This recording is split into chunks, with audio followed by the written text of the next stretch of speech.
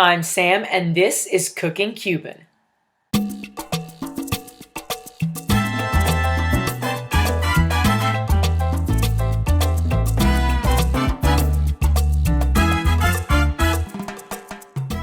As always, first up we have our ingredients: plain cream cheese, guayaba paste, and dough for turnover pastries. Any brand will do.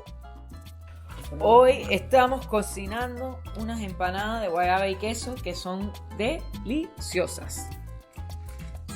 We're making super delicious guayaba and cheese empanadas today. The very first step is slice your guayaba into the delicious chunks that you desire. Not too thick, but not too thin, because you want a lot of flavor in there. Que son grandes me alcanzan, sí. Porque hay una chiquita como que tengo que cortar el pedacito este de aquí. ¿Sabes? Porque como es tan grande esto. Sí, el disco es bastante grande. El grande me llega bien. Abuela was just double checking that she wasn't cutting the slices too big for the pastry dough that we bought, but nope, we got the bigger ones, so it's just the right size. Really important here, you want to make sure you cut your cream cheese equal parts to your guayaba pieces. So not only in thickness, but also in length, because you really want that well-rounded flavor all even. Entonces queremos la misma cantidad de guayaba y queso. So you will make as many of these guava and cheese strips as empanadas that you're going to make. We are making 3 today. And the very next step is to pull apart your pastry dough. Like I said last week with the beef empanadas, Abuela will show us how to actually make this dough one of these coming weeks. But for now, we're just using the frozen ones that you can find at your local grocery store, because it's nice and simple, saves you time, and you get to eating a little quicker. Once you pull that apart with patience, as to not to rip them, you are going to put water around the edge. And this is going to help make a sticky edge of the empanada, so that way when you flip it over, it is going to easily stay together and the good stuff doesn't come out of it. So, find a nice spot for your guayaba and cheese chunk and flip. Eso va bien, pero para que no se rompa uno trata de apretar la guayaba.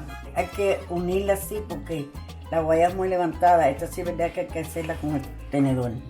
Once you make that flip, it's very important to create a pocket for the guayaba and the cheese, and you kind of have to press it down, Abuela says, so that it evenly distributes within that little pocket that you have just made.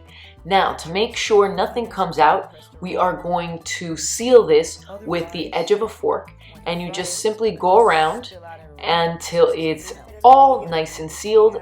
And once you do that, you double check to make sure that all your guayaba and cheese is nicely evenly distributed, as you can see there.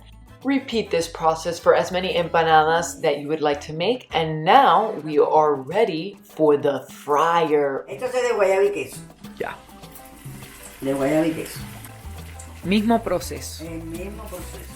Aquí lo importante es que se derrite el queso. You want to fry the empanadas on medium-high heat. Make sure you hear the shh of the oil when you throw it in there, so it's nice and hot.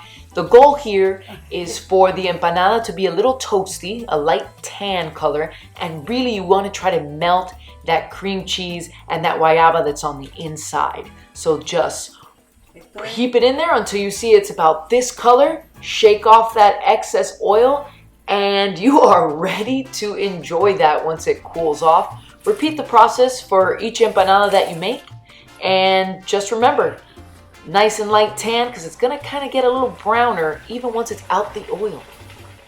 As you can see here, this is the final product, what they look like. Oh my goodness, so ooey and gooey. My favorite empanadas of all the world. Guayaba y queso. Because the cheese just makes it so, like, it makes the guayaba not so overpowering, you know, it tones down the sweetness. And any kind of melted cheese is, like, to die for. So, if you're looking for a fantastic dessert to impress your friends, este.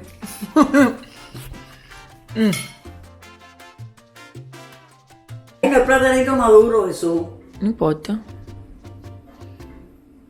Así mismo comemos así. Pero es verde, frío verde. Ah, bueno.